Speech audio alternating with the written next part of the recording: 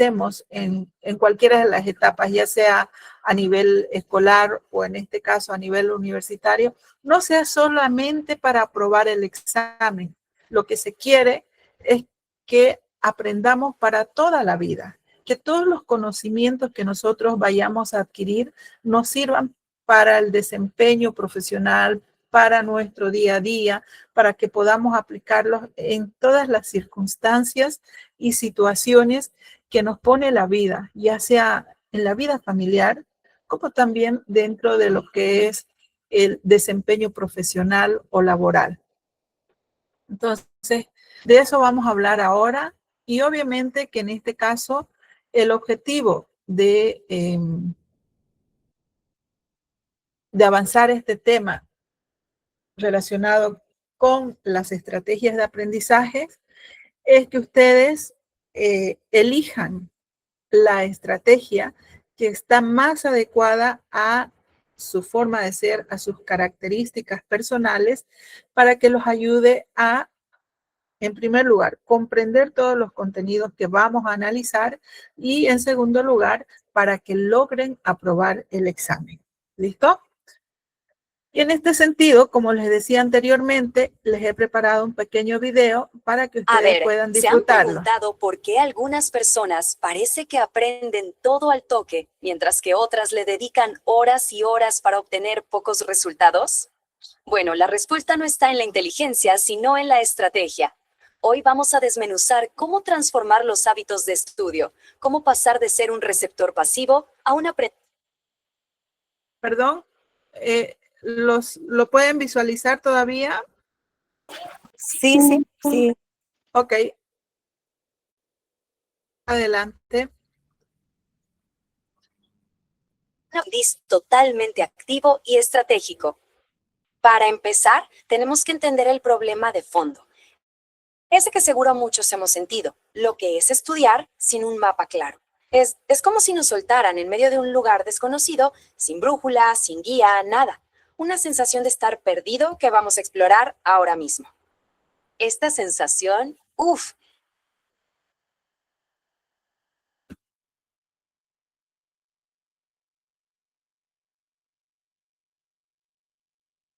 estudiar durante horas y al día siguiente, no recordar casi nada. Es súper común. Es esa frustración de invertir un montón de tiempo y energía para sentir que todo se esfumó. Pero la buena noticia es que no es un problema de memoria, es un problema de método. Miren, para que quede más claro, les presento a Pepe y a Lucía. Ambos tienen el mismo examen. Pepe se sienta, lee y relee, casi como esperando que la información se le pegue por arte de magia. Lucía, en cambio, tiene un enfoque activo, diferente. El resultado, drástico. El conocimiento de Pepe es súper temporal, mientras que el de Lucía se queda con ella por años. La diferencia clave, como ven, es la estrategia. Y esta analogía del bosque es perfecta. Estudiar sin estrategia es justo eso, caminar a ciegas. Sí, quizás se avanza un poco, pero es súper ineficiente. Es agotador y lo más probable es que no se llegue al verdadero destino, que es el aprendizaje real y duradero. Bien, ya identificamos el problema, ya le pusimos nombre, ahora vamos a la parte buena, a la solución. Es momento de abrir la caja de herramientas del aprendiz estratégico y descubrir qué hay adentro. ¿Cuáles son esas técnicas que de verdad marcan la diferencia? Formalmente, las estrategias de aprendizaje son exactamente eso, acciones que uno hace a propósito. No es algo que pasa por casualidad. Son métodos que elegimos deliberadamente para jugar con la información de una manera mucho más efectiva. Me encanta esta analogía, porque un buen mecánico sabe perfectamente qué herramienta usar para cada tornillo, para cada tuerca, pues de la misma forma, un buen estudiante tiene un abanico de estrategias y sabe cuándo aplicar cada una, ya sea para memorizar una fórmula, para entender un concepto súper complejo o para preparar una presentación. Entonces, el punto clave es este. Una buena estrategia no es pasiva. Requiere que el cerebro esté prendido, trabajando. Tiene que ser intencional. Adaptarse a cómo aprende mejor cada persona. Y lo más importante, tiene que permitir que ese conocimiento se pueda usar después en situaciones nuevas. Es la diferencia entre ser un lector zombie y un aprendiz activo de verdad. Ok, ahora que entendemos el concepto, vamos a meternos de lleno en la caja de herramientas. Y tranquilos, no son miles de herramientas sueltas y desordenadas. Se pueden organizar en 5 grandes familias. Conocerlas nos da un mapa clarísimo para saber qué usar y cuándo. Y aquí están las cognitivas, para procesar la info, las metacognitivas para dirigir todo el proceso, las socioafectivas que manejan el lado más humano del aprendizaje, las de compensación, que son como nuestro plan de emergencia, y las digitales, que hoy en día potencian todo lo anterior. Vamos a ver de qué va cada una. Empecemos con las 2 primeras. Las estrategias cognitivas son las que nos ayudan a trabajar directo con la información, hacer resúmenes, crear mapas mentales, buscar analogías. Son, digamos, el machete para abrirnos paso en el bosque del conocimiento. Luego, las metacognitivas. Bueno, esas están en otro nivel. Y esta idea es fundamental. La metacognición es, literalmente, pensar sobre cómo pensamos. Es ser el director que decide qué instrumento suena, cuándo y con qué intensidad. Es la habilidad de planificar el estudio, de darse cuenta si algo no se está entendiendo y de ajustar el plan sobre la marcha. Es clave. Una técnica metacognitiva buenísima y súper práctica es la del semáforo. Es muy simple. Antes de empezar a estudiar, se agarra la lista de temas y se marca con rojo lo que es totalmente desconocido, y con amarillo aquello que genera dudas o se conoce más o menos. Y finalmente se marca con verde lo que ya se domina. Y aquí viene la magia de la técnica. La regla es dedicar el 80% del tiempo de estudio a los puntos rojos y amarillos. ¿Para qué? Para evitar esa trampa tan común de repasar una y otra vez lo que ya se sabe y enfocar toda la energía donde de verdad hace falta. Sigamos con las otras familias. Primero, las socioafectivas, que reconocen que aprender no es un acto solitario. Nos ayudan a manejar la ansiedad y a colaborar con otros. Luego están las de compensación, que son como nuestro plan de emergencia. ¿Qué hacer cuando no se entiende una palabra o se olvida un concepto? Y finalmente, las digitales, que nos permiten usar la tecnología a nuestro favor para potenciar todo lo demás. A ver, hagamos un pequeño ejercicio. Lean esta frase. La palabra flor mirar obviamente no existe, pero ¿qué acaban de hacer en su cerebro? Usaron todo el contexto, regadera, plantas, secas, para adivinar su significado. Eso, exactamente eso, es una estrategia de compensación en acción. Significa regar, claro, lo supieron al instante. Muy bien, ya exploramos la caja de herramientas, pero las herramientas solas no construyen nada. Ahora viene el paso más importante. ¿Cómo las combinamos para armar un plan de estudio que sea sólido, un verdadero plan de ataque? Imaginemos este escenario tan típico. Tenemos un examen complicado en 7 días. No hay tiempo que perder. En lugar de entrar en pánico y empezar a leer sin rumbo, vamos a aplicar un plan estratégico paso a paso. Aquí está el plan de ataque. Paso 1, evaluar. Pura metacognición. Usamos la técnica del semáforo para saber dónde estamos parados. Paso 2, planificar. También con metacognición. Creamos un horario específico y realista. No vale decir estudiar toda la tarde. Paso 3, elegir. Seleccionamos las herramientas cognitivas y digitales que mejor funcionen para cada tema. Paso 4, ejecutar. Mientras estudiamos, usamos estrategias socioafectivas si nos sentimos nerviosos y de compensación si algo no queda claro. Y el paso 5, importantísimo, revisar. Cerramos el ciclo evaluando qué funcionó y qué no, para ser todavía mejores la próxima vez. Y así llegamos al corazón de todo este análisis. El objetivo no es estudiar más horas, para nada, sino que las horas que estudiemos sean muchísimo más productivas y efectivas. Los beneficios son claros y son potentes. Usar estas estrategias lleva a una mejor retención a largo plazo, a una comprensión mucho más profunda de los temas, no solo memorizar por encima, y por supuesto a una mayor eficiencia. Se logra más en menos tiempo. Esta frase lo resume todo a la perfección. No se trata de la cantidad de tiempo frente a los libros, sino de la calidad de la atención y del método que se usa. Una buena estrategia literalmente multiplica el valor de cada minuto que invertimos. Y para terminar, les dejo esta pregunta. Piensen en algo que aprendieron hace años y que dominan a la perfección, como andar en bicicleta. ¿Fue por leer un manual? No, ¿verdad? Fue porque se practicó, porque hubo prueba y error, porque se aplicó. Lo más probable es que sin saberlo estaban usando muchas de las estrategias activas que vimos hoy. Y es que el aprendizaje que dura, el de verdad, nunca es pasivo.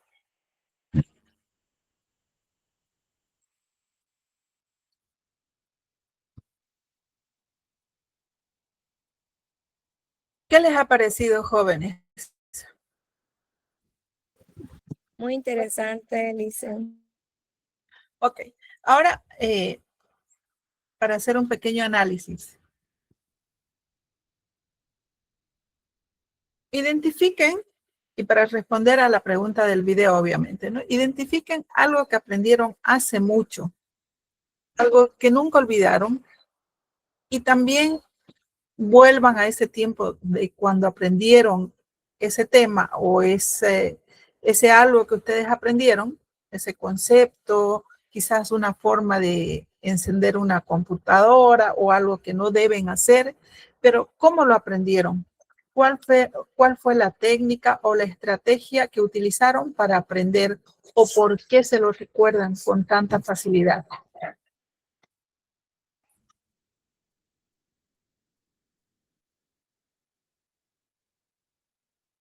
A ver, ¿quién se anima a responder? Algo que aprendieron cuando eran niños y que no lo olvidan y que para ustedes es sumamente fácil recordarlo y aplicarlo a su vida.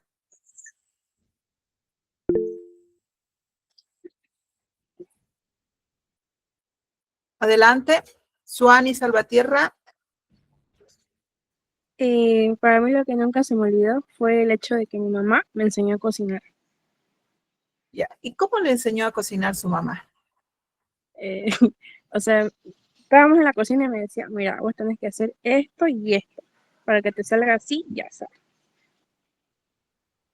Y le iba Me, guiando paso a me fue dando paso. instructivos, claro, me fue dando instructivos de cómo hacerlo. ¿Algún plato en específico? Pucha, de todo. No sé, me enseñó a hacer sopa de maní, picante, locro, comida hasta para flojos, algo así. Ok, muy bien. Eso es a través de la práctica que usted ha aprendido, ¿no es cierto? Entonces usted tiene un conocimiento práctico, más lógico. A ver, ¿quién más? Un conocimiento kinestésico, diría el doctor Howard Gardner. ¿Alguien más? Janet, adelante, Janet. Buenas tardes, Lice. ¿Cómo está Janet? Buenas tardes. Yo recuerdo y con mucho cariño el momento, y siempre lo digo, sin que me lo pregunten a veces a mis hijos, así le comento que a los 8 años mi mamá me enseñó a cocinar. Y aparte que era algo tan sencillo que era dejar hacer unos chorizos y echarle agüita y que salga jugosa, así como un saice, ¿no? No tenía mucha cosa, pero fue mi primer comida. Y pienso yo que no lo olvido y siempre se me viene a la mente es por el hecho de cómo me sentí yo haciendo la primera vez y que me dijeron que estaba rico. Y el chorizo siempre es sabroso, digamos, ¿no? Ahora Claro. ya yo deduzco, digamos, que no hubo mucha hermenéutica, pero quizás por lo que me dijeron o cómo yo me sentía al sentirme capaz de hacer algo. Eso lo recuerdo con mucho cariño. Claro, y a partir de ahí, otras técnicas que están desarrolladas más o menos con un proceso similar, utiliza seguramente para cocinar otros platos, ¿verdad? Ah, claro, ya con el pasar del tiempo uno va aprendiendo, se va puliendo, no siempre sale bien las cosas, ¿no? Pero hasta lo que sale mal uno aprende porque ya sabe cómo no se hace. Ok, muy bien, señora Gabriela. Ambas, tanto Suani como la señora Janet Gabriela, han aprendido desde la práctica. Vamos a ver con Mirna y vamos un poquito más direccionando nuestros recuerdos hacia el aprendizaje escolar. ¿Listo? Adelante, Mirna. Buenas tardes, Lisa. Buenas tardes a todos. Bueno, Mirna. también relacionado con lo que mencionan mis compañeras, Ujú. anteriormente, bueno, yo aprendí a cocinar a eso de mis 10 años. tuvieron que pasar muchas cosas para que pueda aprender a cocinar, ¿no? Y bueno, en ese tiempo yo no sabía la verdad. Mi abuelo fue el que me enseñó, bueno, como mi papá, ¿no? Él, y entonces, en mis primeros días, me decía, está acá, y no tiene que salir así, tienes que calcular mejor la sal, o el arroz te salió masaco, me decía, el arroz no tiene que salir así, esto te salió salado, esto, aquel, y así, así, así, me decía. Como digamos, eran mis prácticas ya.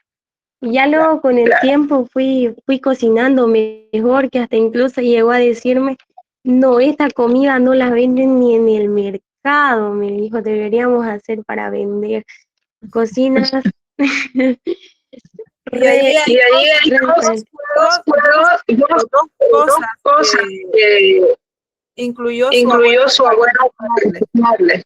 En primer lugar, la práctica y en segundo lugar, la motivación, ¿no? De ir incentivándola a que usted cocine cada vez mejor, alabando sus creaciones.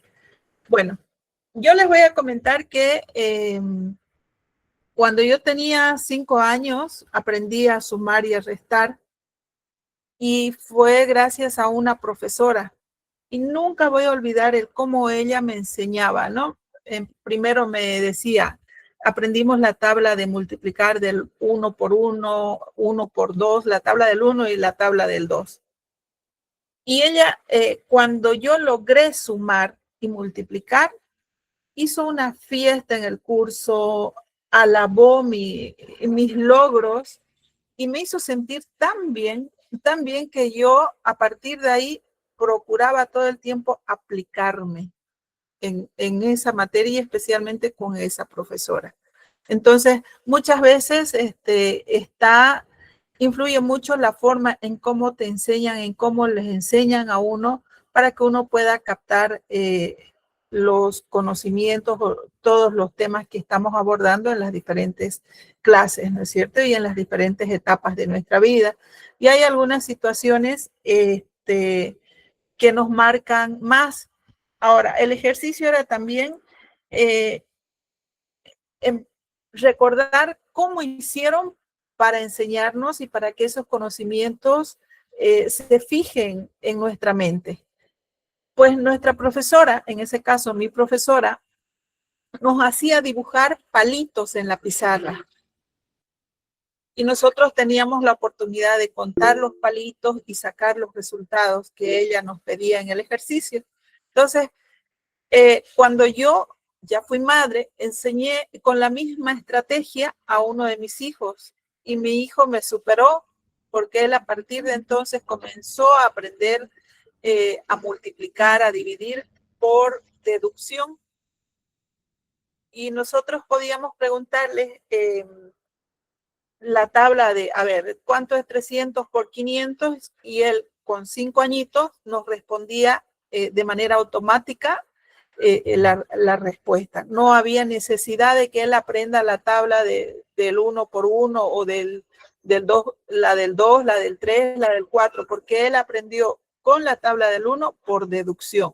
¿Por qué? Porque apliqué la misma estrategia que había aplicado mi profesora cuando yo era niña. Entonces, eso es lo que queremos analizar. ¿Cuál ha sido esa estrategia de enseñanza, aprendizaje, la que ha hecho que ese conocimiento se fije en nuestra mente y que nosotros a partir de ahí o podamos replicarla o podamos utilizar esa estrategia para aprender con más facilidad los diferentes temas que abordamos en nuestro proceso formativo en cualquier nivel? Denise está con la mano levantada. Adelante, por favor. Buenas tardes, Lizzy. Mi aprendizaje de mí cuando yo estaba en el kinder, ya me querían pasar a segundo básico, a segundo de primaria, porque mi profe de mí, desde que entré a pre-kinder y kinder, fui queriendo aprender a leer primero y sumar y restar. Y yo siendo ya con 5 añitos ya sabía leer y sumar y restar. y multiplicar la que era la tabla hasta el 5. Y los demás creo que tenía que yo ayudar a la profe porque algunos no sabían. Fui la primera en salir primero, que sabía más que todito. Y hasta ahorita me recuerdan, tengo mis profesores de kinder, cuando me ven me saludan y hay veces que uno siente ese sentimiento de que te elogian por tu conocimiento que tuviste cuando eras niña, ¿no? Claro. Y ahorita ¿Y ya no. cómo Ya no aprendió usted? A ver, Denise, ¿cómo aprendió a multiplicar, a restar desde pequeñita? A mí me ponía, mi mamá me puso a leer desde los 4 añitos, o desde los 3 creo. Me decía, me enseñaba ella con ella no pudo estudiar, digamos, ¿no? Estudió solo hasta quinto de primaria y ella me pudo enseñar más de lo que ella quería estudiar y intentaba que yo estudie y sea mejor, ¿no? Y ya fue que ella me estuvo ahí, para que yo aprenda a leer. Y ya luego cuando entré al colegio, mis profes me ponían libritos de multiplicación, me enseñaban, y aprendí por causa de mi mamá, más por mi Ok. mamá. Ya, por eso. Motivada por su madre, ¿no? Sí. ¿Alguna estrategia que haya utilizado su mamá? ¿Cómo le enseñaba? Con un lápiz en la boca, para que no me trabe a Para la leer, Beli. para Sí, leer. pero Yo ahorita me pensé que iba a complica decir mucho. como un látigo en la mano. Ah, no. Bueno, Ella me hablaba y me decía, ponete el lápiz en la boca para que hable, ¿no ves? Y ya después claro, de esto pude hablar más seguido ya en las lecturas muy que nos bien. hablaban. Igual a través de la práctica, ¿no? De la fonética para el manejo del aparato fonador. Muy bonito, muy bonito. Gracias, Denise, por compartir. Adelante, Elizabeth está con la mano levantada. Buenas tardes, Lisa. Buenas tardes a ¿Cómo todos. está, Elizabeth? Yo voy a contar que la verdad yo cuando tenía 3 años, ay, mi familia es como decir, yo tenía 3 años, en aquel entonces vivíamos en el Beni porque somos venianos y mis hermanos estudiaban allá en una estancia y ellos todas las mañanas se iban al colegio y yo siempre lloraba porque quería ir al colegio y los seguía a mis hermanos y de allá iba a mi madre a recogerme. Hasta que un día la profesora le dijo que me deje. Y ahí yo desde mis 3 años ya yo aprendí a escribir, así como íbamos a pronunciar las letras, los números y eso. Ah, qué bueno. ¿Y alguna estrategia que se acuerde de cuando era pequeñita, que utilizaba la profe? Era hacerme así como cantar, o sea, yo las cantaba, tenía que cantar los números y los abecedarios. Es una bonita estrategia. ¿Y ahora usted, Elizabeth, canta? No, ¿No? no, no, no. Cuando va a estudiar, ¿le gusta poner música? No, a mí me gusta estudiar en silencio. En silencio. Bueno, esas preguntas se las hago porque, bueno, en un rato más vamos a avanzar acerca de las inteligencias múltiples y, bueno, cuando avancemos, cuando desarrollemos esa parte, voy a pedirles a cada uno de ustedes que se hagan un autoanálisis y puedan identificar cuál es la forma cuál es la forma que más ustedes utilizan para estudiar y con la que más se identifican. Veamos, vamos a desarrollar el tema, vamos a iniciar con el desarrollo del tema. Me dicen, por favor, me comentan si es que pueden visualizar la pantalla completa. Sí, Lisa. No, Liz, Ok. salió. Ah, no, ya no. Estaba hace ratito. No. Bueno, voy a apagar mi cámara.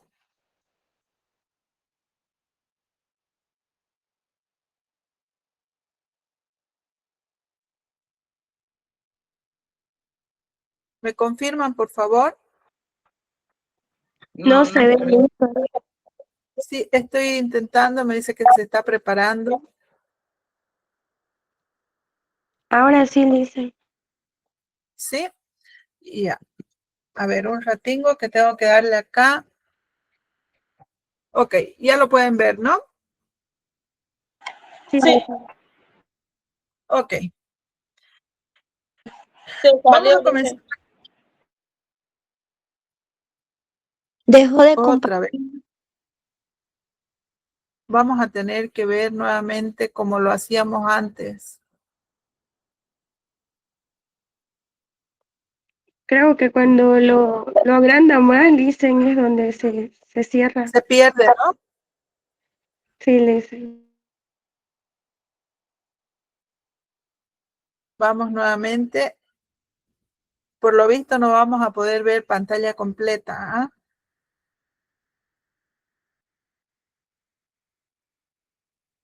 Me avisan, por favor, si pueden visualizar. ¿Listo? Se ve listo. Ok.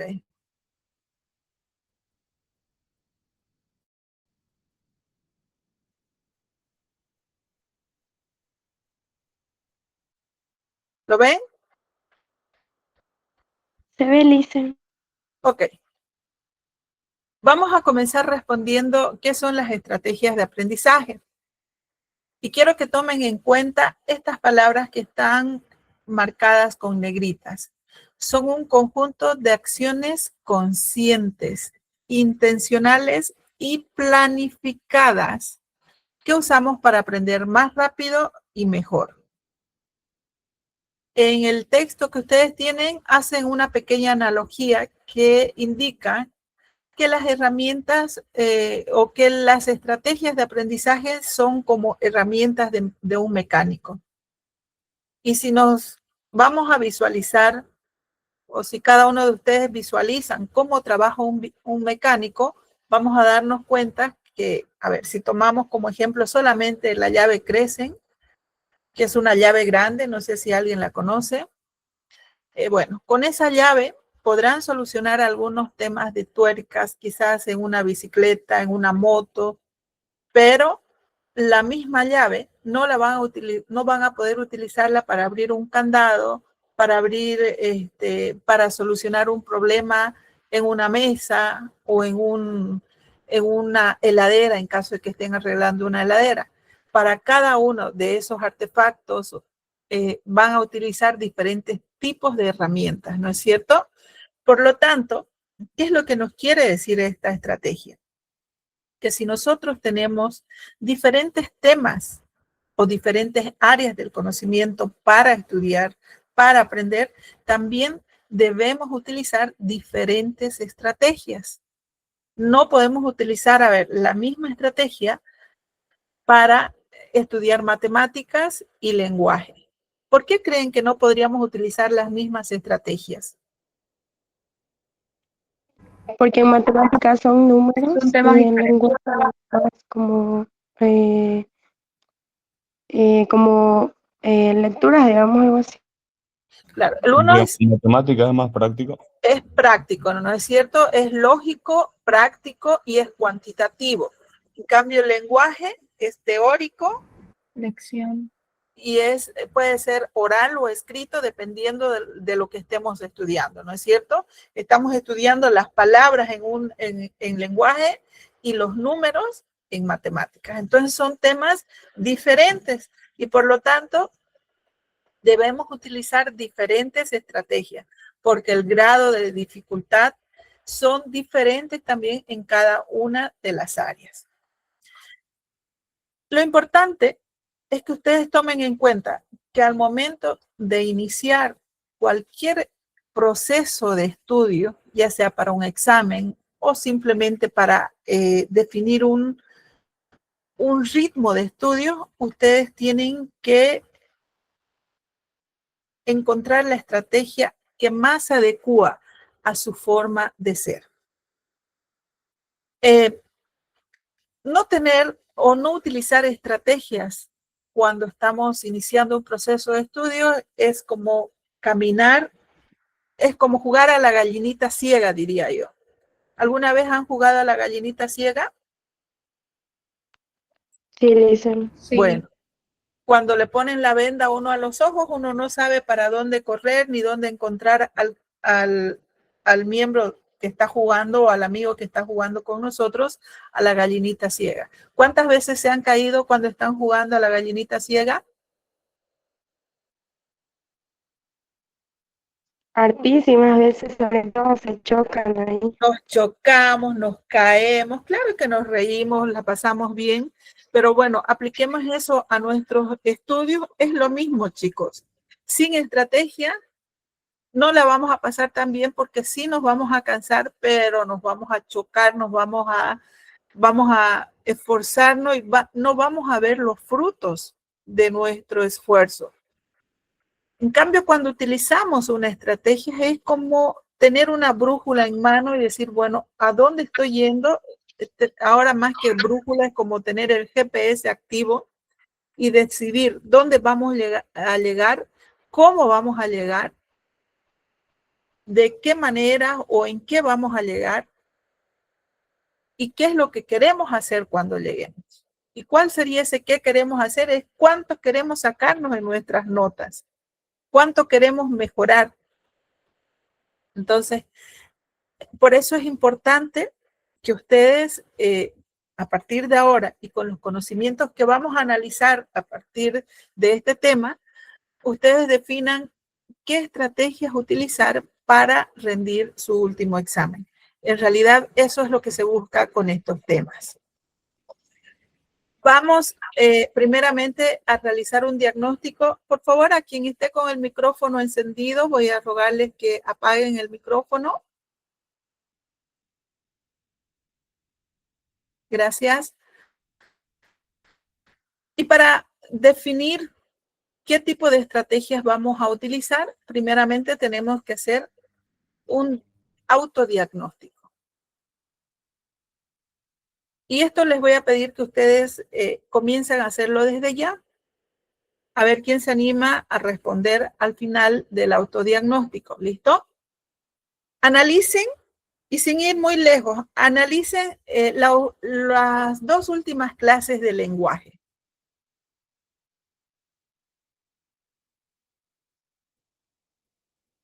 Y respondan, ¿cómo practicaron? ¿Leyeron el texto varias veces? ¿Subrayaron las ideas principales? ¿Hicieron más que esquema? ¿Hicieron ejercicios prácticos? ¿Se hicieron preguntas o ejercicios que marquen cierto grado de dificultad para poder aprobar el examen? ¿Qué hicieron? ¿Quién se anima a responder?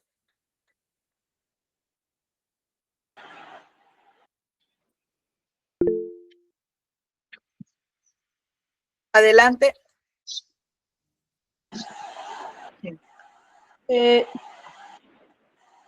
Yo le hice Adelante. subrayé todo lo que eran las ideas principales. El segundo.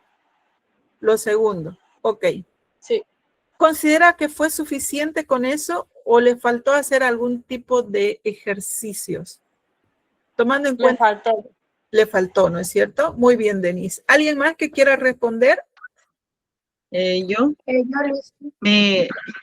leí varias veces el texto y analizaba, ¿no? Y trataba de recordar lo del colegio, así analizando cómo era, ¿no? Si va adelante, si va atrás, cuáles son, tratando de memorizar. Pero habían cosas que eran desconocidas, entonces he aprendido a googlear, a buscar otras fuentes, ¿no? Para ampliar, digamos, donde yo veo la necesidad, entonces como que me voy a otras fuentes y pareciera como que uno se desvía del tema, pero creo yo que uno está fortaleciendo su debilidad, ¿no? Hasta que uno ve varios ejemplos, analiza, entonces ya es como que el cerebro lo va registrando. ¿Hizo ejercicios prácticos, Janet? ¿Realizó ejercicios? Sí. Muy bien.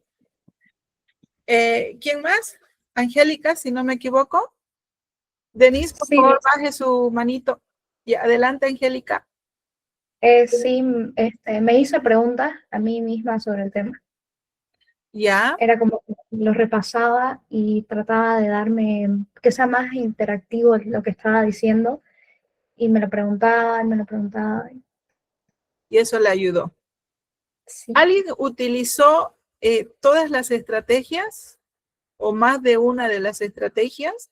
Gracias, Angélica. Adelante, Saraí. Yo, Lisa, subrayé lo que son las ideas principales en cada tema. Y claro, también me hice preguntas para ver si yo sabía o algunas también de que no sabía y me puse a investigar más sobre el tema. Otro también, también realicé lo que es el cuestionario que está en la plataforma una y otra vez para ver si ya sabía más sobre el tema y sí, fui mejorando. Ok, muy bien. Entonces, vamos bien, ¿no? Vamos realizando algunas estrategias o aplicando algunas estrategias de aprendizaje a nuestro proceso formativo. Había una señorita más, muchas gracias, Saraí. ¿Alguien más que estaba con la manito levantada?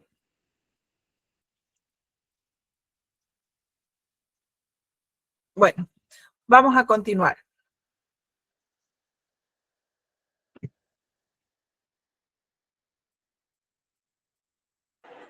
Se salió, Lisa. ¿Perdón? Se salió. No.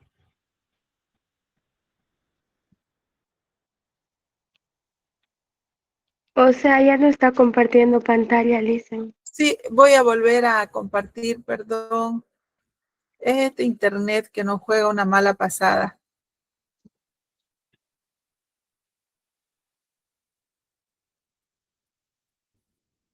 ¿Pueden visualizar ahora?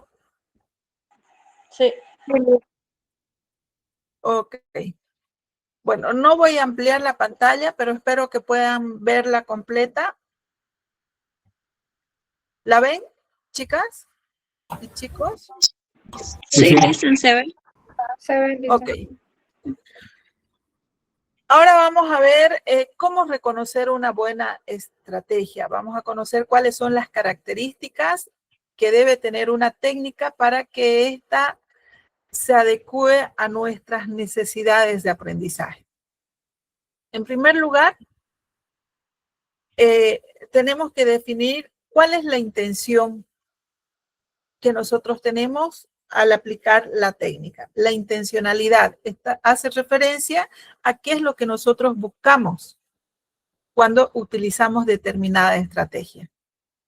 Por lo tanto, la intencionalidad es una búsqueda a propósito. A ver, puede que nosotros conozcamos solamente la técnica del semáforo, la técnica del subrayado, de preguntas y respuestas, pero si me hago un autoanálisis y veo que esas estrategias no son adecuadas a mi forma de ser, entonces hago una búsqueda adecuada de las estrategias que se adecuan a mis necesidades, tanto de motivación como también de contenido. ¿Qué significa de motivación? Algo que me mantenga activa y que me provoque seguir estudiando. Y en cuanto al contenido, si esa estrategia se adecua al tema que estoy estudiando. No podemos, como decíamos hace rato, si nosotros tenemos una estrategia para estudiar matemáticas, quizás podríamos adaptarla para estudiar lenguaje, pero es realmente motivadora, realmente me va a ayudar. Entonces nosotros tenemos que realizar una búsqueda con esa intencionalidad, ver qué es lo que queremos y para qué lo queremos, nuestro propósito. Luego, debemos tener una participación activa, ser consecuentes, subrayar, dibujar, hablar, bueno, pues realizar todos los pasos que la estrategia que hemos elegido nos pida. Por ejemplo, si estamos hablando de lenguaje, no siempre va a ser subrayar y hacernos preguntas, sino hacer ejercicios. Y poner grados de dificultad al momento de hacer ejercicios, escribir oraciones más complejas, identificar los verbos que estamos utilizando, las categorías de palabras, mover las oraciones, quizás escribirlas en forma pasiva, transformarlas a a modo activo. Entonces, ese tipo de ejercicios, dependiendo del tipo de tema o área que estemos estudiando, con el único objetivo de que nuestro cerebro se sienta cada vez más motivado de practicar y que los retos sean cada vez más grandes para que nosotros mismos estemos esforzándonos para poder responder y no bajar nuestro nivel. Cuando hablamos de estrategias que se adapten o que tengan una adaptabilidad, estamos hablando de que esa estrategia esté pensada de tal modo de que nos represente, de que se ajuste a nosotros. Y acá vamos a hablar de unos temitas que nos dicen acá en el libro. Si eres visual, dice, ¿no? Usas dibujos. Si eres auditivo, grabas audio. Y acá vamos a dar paso al profesor Howard Gardner, un psicólogo docente de la Universidad de Harvard, que nos habla acerca de las inteligencias múltiples. Pero eso en las próximas diapositivas. Otra característica de una buena estrategia de aprendizaje es la transferibilidad. ¿Qué significa eso? Que todo lo que aprendamos a través del uso de esa estrategia sea tan memorable que no nos sirva solamente para aprobar el examen, sino que todo lo que aprendamos con esas estrategias que nosotros elijamos nos ayuden a que ese conocimiento aprendido se fije en nuestra mente para poder replicarlo en todas las circunstancias que sean necesarias. Para nuestro desempeño laboral, para rendir un buen examen, para poder transmitir la misma enseñanza a nuestros hijos, a nuestros sobrinos o a nuestros estudiantes. Transferibilidad, de transferencia. Esas son las 4 características de una estrategia para que se adapten a nuestra forma de ser, para que nos ayuden a desarrollar y aprender los contenidos de manera efectiva. En el texto tienen una analogía del estudiante pasivo y del estudiante activo. El estudiante pasivo solamente lee mientras mira el móvil. ¿Será que aprenderá? ¿Qué opinan ustedes? No, Linda, porque está en un lado y otro, digamos. Porque la mente no está atenta, ¿no es cierto? ¿Será que si pongo el libro debajo de mi almohada y me duermo, será que voy a poder aprender? No. No, ¿no es cierto? No porque duerma con el libro de lenguaje, he estudiado lenguaje. No porque duerma con el libro de estudios sociales, voy a ser un genio en estudios sociales. No. Un estudiante activo lee, se detiene, piensa, investiga, que es lo que han hecho muchos de ustedes. Compara, esto se parece a determinada situación, ¿no? Esto se parece a algo que vi con la profesora. Ah, no, el profesor también dice algo parecido. A ver, veré quién lo dice y por qué lo dicen, ¿no? Investigarse, tener una mente crítica, una mente activa. Cuando estamos leyendo un libro o estamos estudiando un tema, si no comprendemos, subrayar e inmediatamente ir al diccionario. Ahora ustedes no tienen que buscar en esos diccionarios gordangos que nosotros teníamos que buscar y a veces por más grande que era el diccionario, justamente no encontrábamos esa palabra que nosotros necesitábamos. Ahora ustedes tienen San Google, San YouTube y tantos santos que simplemente colocan la palabra y les aparece el significado. Y es más, pueden desarrollar el concepto de manera amplia. Entonces, cuando ustedes no entiendan una palabra, ya sea cuando estén estudiando un tema, estén leyendo un libro o cuando estén escuchando un discurso, búsquenlo inmediatamente para entender el contexto. Porque han visto, ¿no es cierto?, en todos los ejercicios que hemos realizado en los anteriores temas, cómo cuando falta un acento, cambia el significado de la oración o de la palabra en sí o de la oración, dependiendo de cómo estemos utilizando la palabra. Cuando falta una coma, también. Cuando cumplen determinadas funciones las mismas palabras, cada una de las palabras dentro de la estructura oracional cumple una función. Entonces, si nosotros no entendemos el significado de una palabra dentro de la oración pierde sentido. Imagínense si eso es simplemente, la oración pierde sentido simplemente con los acentos y con los signos de puntuación. ¿Cómo va a perder sentido dentro de un contexto más amplio, dentro de un discurso, si nosotros no entendemos lo que están hablando?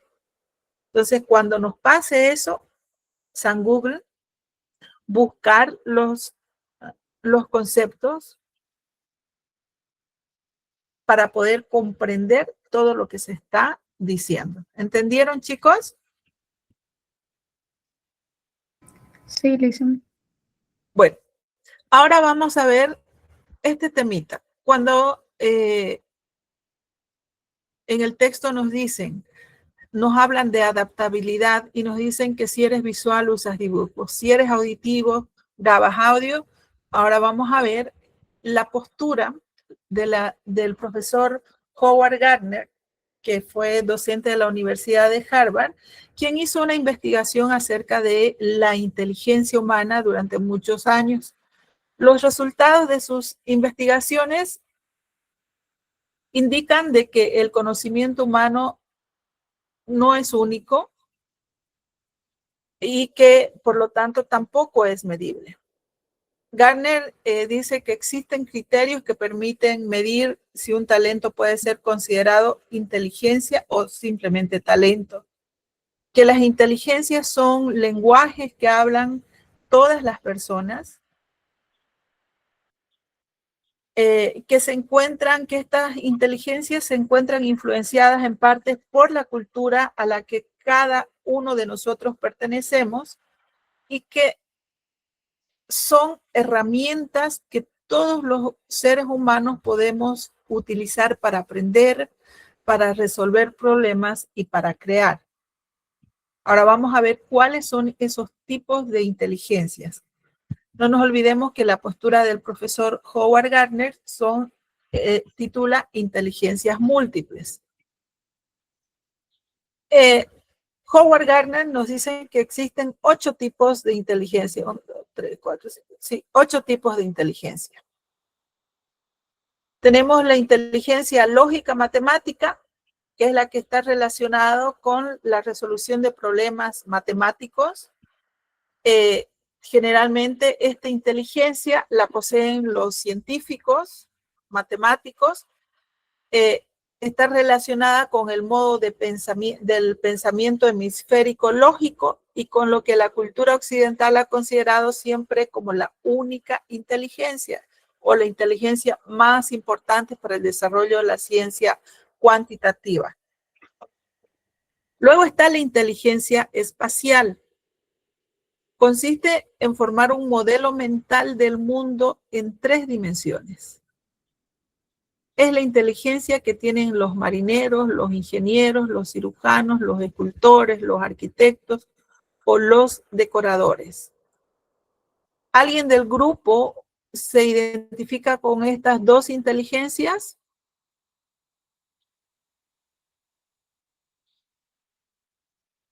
No, ¿no? Vamos con la inteligencia musical. La inteligencia musical es aquella que permite desenvolverse adecuadamente en escenarios musicales. Esta inteligencia la poseen cantantes, compositores, músicos, bailarines. Luego está la inteligencia corporal o sinestésica, que es la capacidad de utilizar el propio cuerpo para realizar actividades o resolver problemas.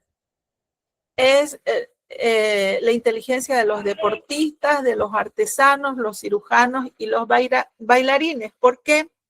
Porque utilizan su cuerpo, utilizan sus manos para sentir, si hablamos de los artesanos, para sentir el grado de lisura que tienen sus piezas, sus creaciones, para sentir la belleza de sus creaciones. Los cirujanos para curarlas, utilizan para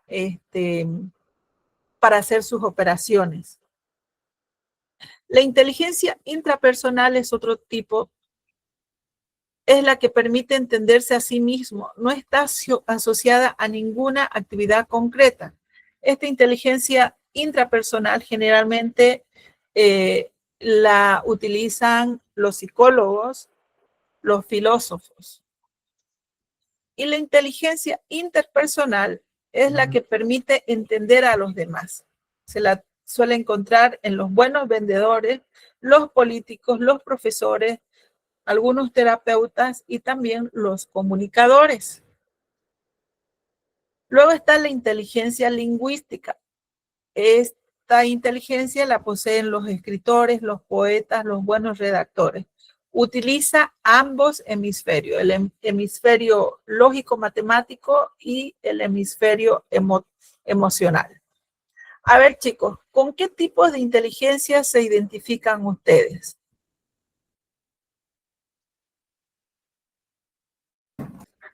Yo, Listen, ¿puedo hablar? Adelante. Yo con la inteligencia intrapersonal y la inteligencia interpersonal. ¿Por qué, John? Porque siento que, a ver, en la intrapersonal, porque no sé si a todos les pasa que a veces uno se pone a pensar todas las cosas y o sea, como que me siento mal a veces, pero llega un punto de pensar tanto, siento que hablo conmigo mismo y entonces lo resuelvo, si se puede decir así. Hace un autoanálisis para conocer cuál es la causa de sus problemas, cómo enfrentar determinados problemas, ¿no es cierto? Sí, exactamente. Y cuando hablamos de interpersonal, es que esa misma capacidad de autoanálisis la puede proyectar en los demás. Le Sí, permite entender a los demás, ¿no es cierto? sí, así es. Muy bien. ¿Y usted va a estudiar psicología, John? Sí, eso voy a estudiar. Qué bien. ¿Vieron que no estaba errado el profesor Howard? ¿Alguien más que se identifique con algún otro tipo de inteligencia? Gracias, John.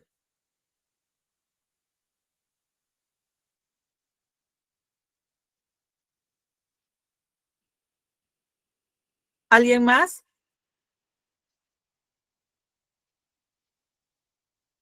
Listen, Adelante, Angélica. yo creo que con la inteligencia lingüística, pero a veces siento que no, porque yo escribo poemas, pero necesito estar muy inspirada para poder escribir. Entonces, no sé si la tenga realmente. Usted sabe, Angélica, que el escribir, aunque se lo puede hacer de manera, ¿cómo les podría decir? Creando rutinas, hábitos de escritura, pero también algunos escritores, grandes escritores de hecho, esperan a que les llegue la inspiración, ¿no? Lo importante es saber escribir, porque no es lo mismo hablar que escribir. Muchas veces tenemos facilidad para hablar y no para escribir. Y por más buen orador que seamos, cuando nos sentamos a escribir, a veces tenemos dificultades. En mi caso es al revés. Yo puedo escribir más que hablar. Entonces, pero sin embargo, no deja de estar dentro del plano de la inteligencia lingüística y también, como dice John, dentro de la inteligencia interpersonal.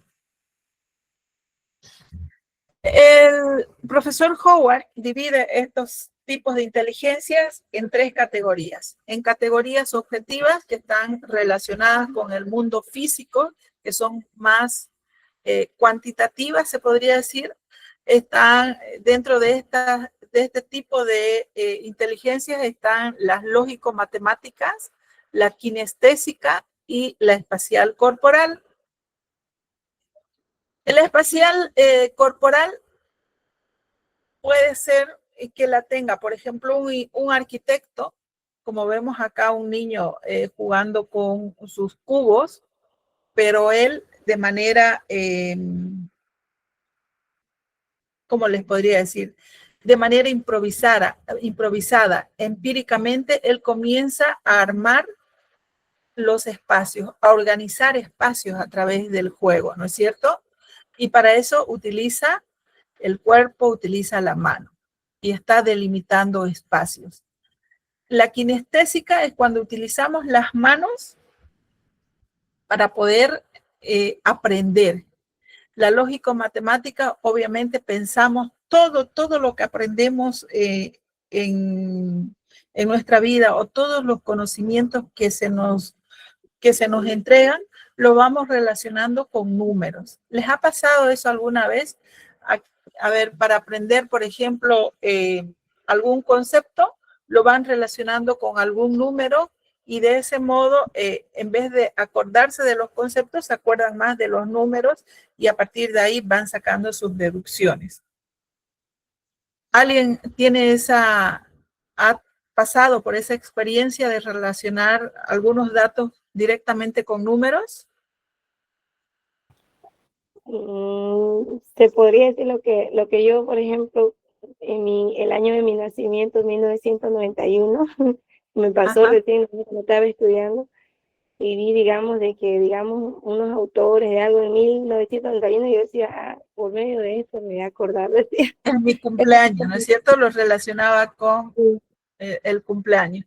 Bueno, ese es el tipo de inteligencia lógico-matemática. Se va relacionando todos los conocimientos los vamos relacionando con los números o viceversa. Y obviamente, específicamente desarrollan este tipo de inteligencia aquellas personas que van a estudiar contaduría, que estudian arquitectura, que estudian administración de empresas. ¿Por qué? Porque su mente está más relacionada con esos ámbitos. Los números son como para nosotros el pan nuestro de cada día. Para ellos los números son su vida. Luego el otro grupo de inteligencias son las inteligencias relacionales que están referidas a las relaciones personales. Y estas son la inteligencia interpersonal e intrapersonal. Y esta es la capacidad, primeramente, de autoconocerse, cuando hablamos de intrapersonal, de autoanalizarse, y a través de este autoanálisis también poder comprender a los demás y tener mejores relaciones. Luego está los conocimientos o las inteligencias abstractas que están relacionadas con la expresión. Y estas inteligencias pueden ser la verbal o lingüística y la musical. Algunas veces, no sé si a ustedes les ha pasado, que a muchas personas les es difícil concentrarse si no tienen música.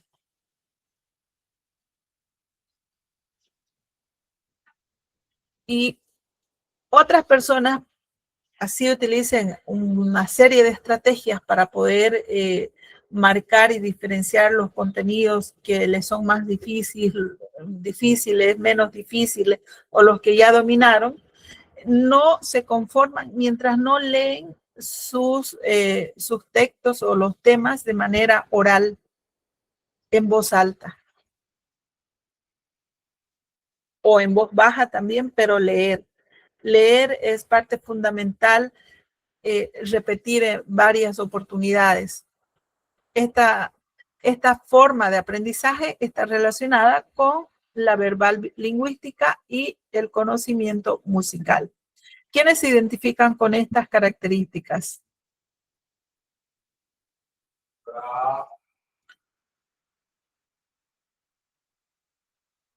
¿Alguien se identifica? Yo, profe. A ver, ¿cómo estudia usted, David? Y luego Dana. Bueno, yo estudio escuchando música. Mi mente, digamos, tanto en la música me inspira a estudiar, digamos, ¿no? Me pone mayormente más concentración.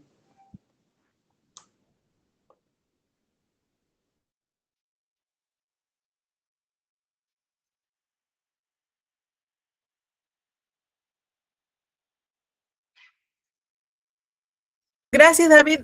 Jóvenes, voy a pedirles, por favor, un minutito que me regalen, porfa.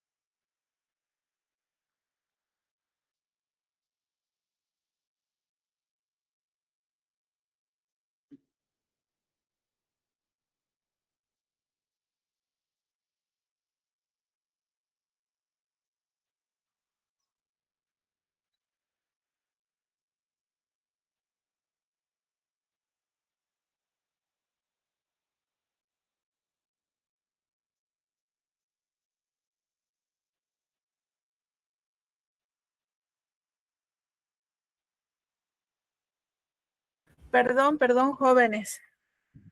Vamos, Dana creo que quería hablar, por favor, adelante.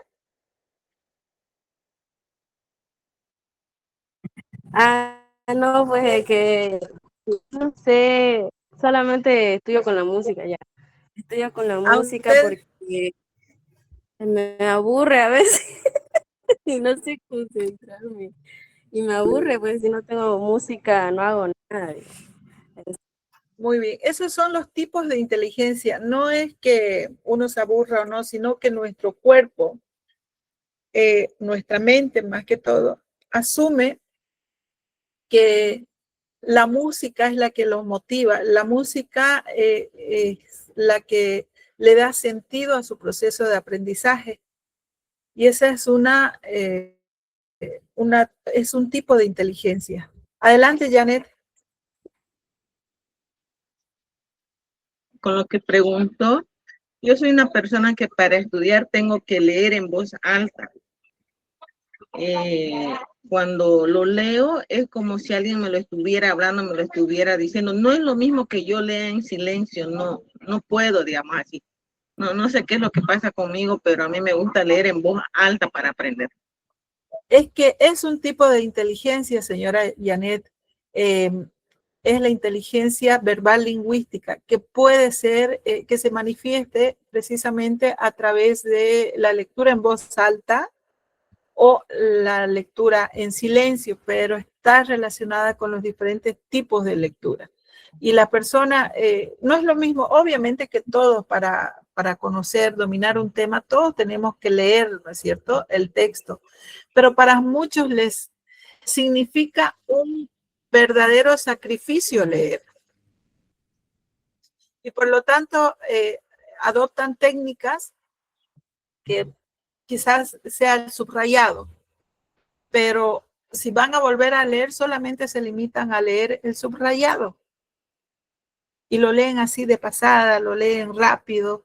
¿Por qué? Porque es un sacrificio para ellos leer, no es esa su tipo de inteligencia. Entonces, en cambio, para las personas que tienen este tipo de inteligencia abstracta relacionado tanto con la inteligencia verbal, lingüística o musical, tienen que escuchar lo que están leyendo o en algunos casos leer una o dos veces, y no es porque no lo comprendan, sino porque leer es un placer y leer es la mejor forma de aprender que han encontrado. Señora Benita, adelante.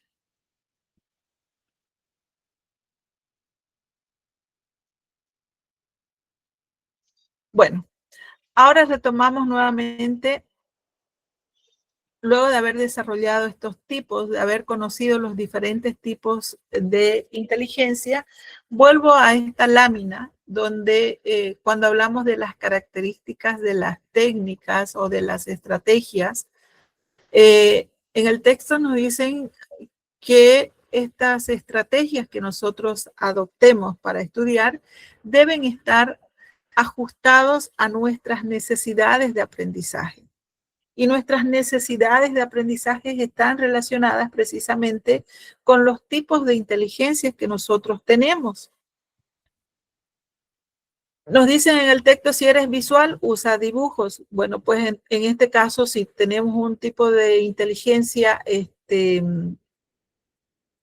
relacionada con el manejo del lenguaje, si tenemos un tipo de inteligencia verbal lingüístico, leeremos. Si tenemos un tipo de inteligencia musical, nos acompañaremos de música, quizás buscar una música que se adapte a nuestro proceso formativo, que no sea tan estridente, poner música baja para poder acompañar nuestro proceso de aprendizaje. Si somos de este tipo de inteligencia que utiliza más que todo las manos o que es kinestésica, que es matemática, que es espacial, pues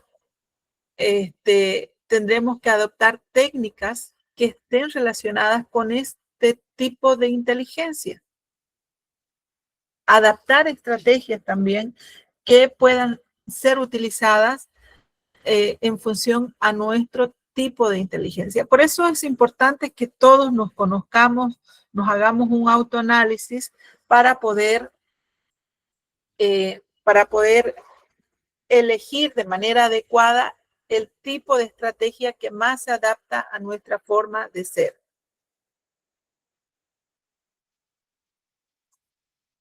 Vamos a hacer lo siguiente. Vamos a convertir esta clase en una actividad activa. ¿Listo? ¿Qué es lo que están haciendo ustedes en este momento para aprender los contenidos que estamos desarrollando? Estudiar los temas. ¿Ya? Tomar apuntes. Ok. ¿Qué más? Tomar apuntes y analizar lo que usted está diciendo y ponerme en el lugar de qué estoy haciendo, cómo lo estoy haciendo, analizando. Ok. ¿Y de qué manera piensan ustedes que van a poder asimilar todo este cúmulo de conocimientos que estamos analizando? Usando uno de los métodos. Usando una estrategia, ¿no es cierto? Una estrategia de aprendizaje. ¿Y por qué debemos usarlas? ¿Para qué debemos usarla? Para poder guardar un poco la información en nuestra cabeza. Ok, para retener la información. Muy bien. ¿Para qué más? Para aplicarlo.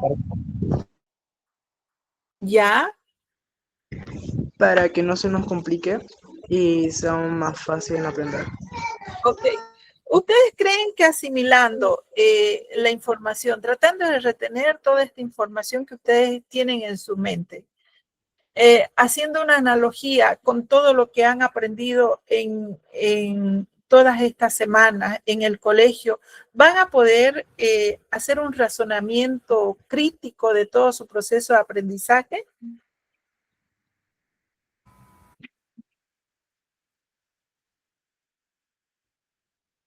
Por ejemplo, ¿qué sería un razonamiento crítico? A ver, ¿qué aprendí en el colegio y qué estoy aprendiendo ahora? ¿Y qué es lo que debo aprender para que de aquí en adelante, sumando el aprendizaje del colegio más el aprendizaje que estoy obteniendo en este CUP, me pueda servir para mi vida? ¿Pueden hacer eso, chicos? y sacar una conclusión. Ah, bueno, ¿qué comprendo del lenguaje desde el proceso formativo del colegio y cómo lo relaciono con el proceso formativo del CUP? ¿De qué manera me va a servir? ¿Cómo lo voy a utilizar? Ah, bueno, por lo tanto, esta es una materia importante. Y tomando en cuenta esas conclusiones, ese pensamiento crítico, a eso se llama pensamiento crítico, analizar, refutar. Quizás lo que aprendí en el colegio es mejor de lo que estoy aprendiendo ahora en la universidad o viceversa. Ese es el pensamiento crítico. Y eso nos ayuda a centrarnos y a identificar cómo nosotros podemos encauzar nuestro pensamiento, nuestra forma de estudiar para dejar de repetir como loros y empezar a entender el por qué estamos estudiando y para qué estamos estudiando. ¿Cómo nos va a servir todo este aprendizaje? No solamente para aprobar el examen, sino para aplicarlo en el resto de nuestras vidas. Y eso hacemos cuando nosotros hemos retenido la información, la analizamos y de manera crítica decidimos qué es lo que necesitamos estudiar, para qué y por qué, y ver nuestras debilidades, nuestras fortalezas y nuestras debilidades que tenemos en cuanto a los conocimientos que estamos estudiando. Tener clara la imagen de lo que estamos haciendo. Y cuando tenemos clara esa imagen, podemos ahorrar tiempo, definir horarios para poder estudiar. Definimos la estrategia que necesitamos.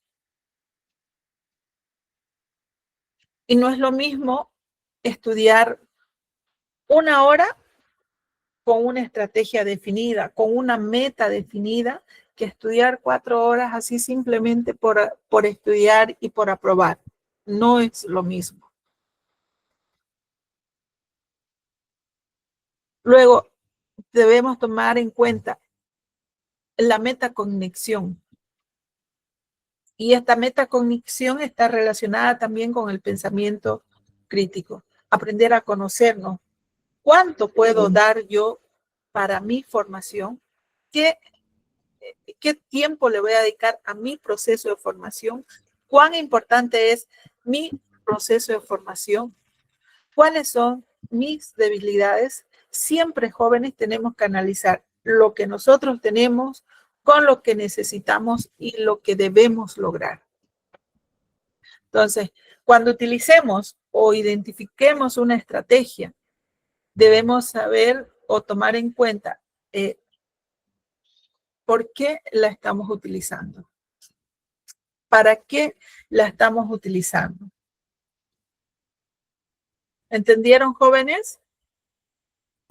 Sí. Sí, dice.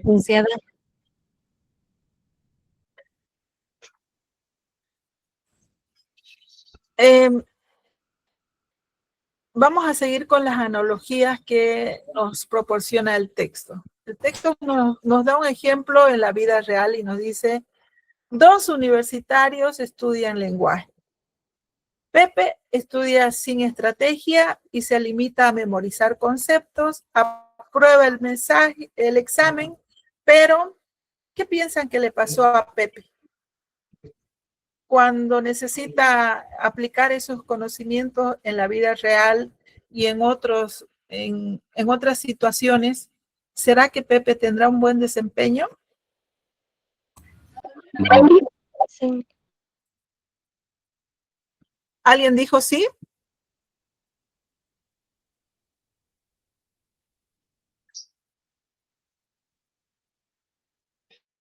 ¿Qué creen que le pasará a Pepe?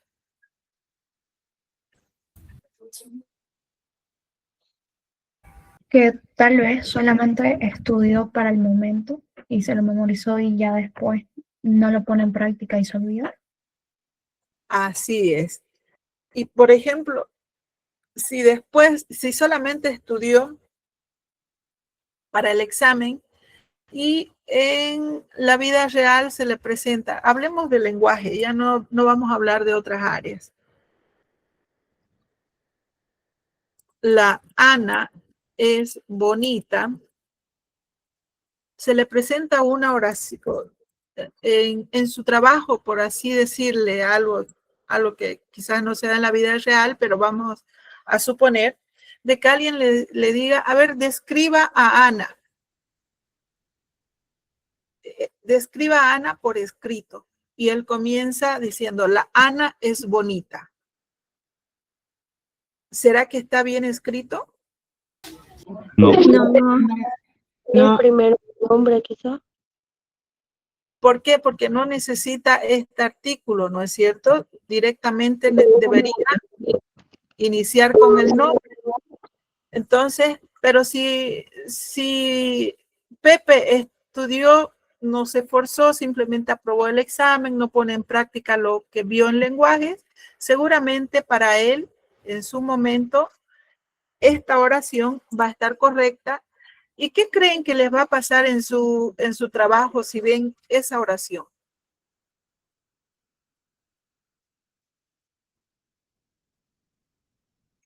Van a tener un mal concepto de él, ¿no es cierto? A ver, ¿alguien estaba por hablar? Adelante. Cae muy pesado ver así cuando escriben las personas, ¿no? Cuando incluso le Así falta es. un tiempo a palabras que son tan comunes, porque las que no son comunes, bueno, más fácil uno se puede equivocar, pero en este caso, por ejemplo, ahí uno dice qué grado tendrá de intrusión, no fue al colegio o no aprendió, porque son cosas básicas, ¿no?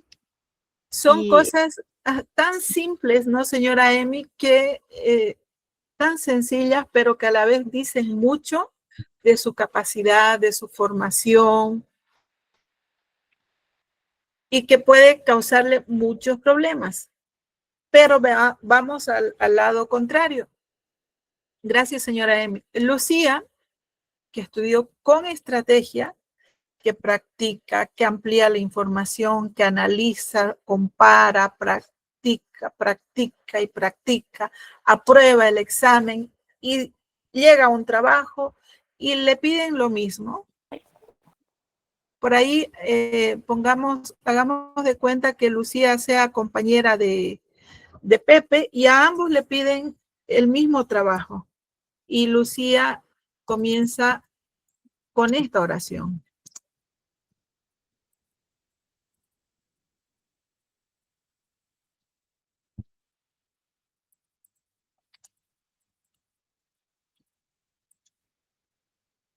¿Qué imagen tendrían como jefa de Lucía? ¿Cuál de las dos oraciones estaría bien escrita y qué conceptos se harían de esa persona con esta oración? que Lucía está capacitada para el trabajo. Muy bien. Dan un buen concepto, digamos, en cambio de Pepe, lo contrario. Ok. ¿Entendieron, jóvenes, la importancia de utilizar estrategias adecuadas, de estudiar no solamente para aprobar el examen, sino para aplicarlo el resto de nuestras vidas? Sí. Bueno, hoy vamos a dejar acá el tema. Mañana espero que podamos concluirlo. Espero que haya sido de su agrado, jóvenes. ¿Listo? Gracias, Luisa. Ok. Hasta mañana, queridos estudiantes.